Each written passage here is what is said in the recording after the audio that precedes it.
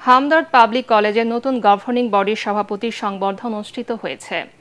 হামদর্দ বাংলাদেশের প্রাণ পুরুষ ও হামদর্দ পাবলিক কলেজের প্রতিষ্ঠাতা ডক্টর হাকিম মোহাম্মদ ইউসুফ হারুন ভূঁইয়া এবং কলেজের পঞ্চম গভর্নিং বডির সভাপতি অধ্যাপক কামরুন নাহার হারুন সকালে কলেজ পরিদর্শনে আসেন।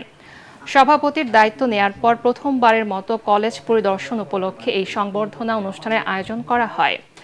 জমকালো পরিবেশে অভ্যর্থনা অনুষ্ঠানে প্রধান অতিথির বক্তব্য রাখেন ডক্টর হাকিম মোহাম্মদ ইউসুফ হারুন ভূঁইয়া।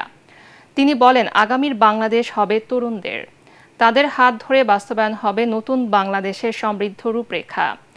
এ সময় কলেজের স্থায়ী ক্যাম্পাসের জন্য রাজধানীর বিজয় সরণি সংলগ্ন একটি স্থান বরাদ্দের দলিল কলেজের সভাপতির হাতে তুলে দেন তিনি।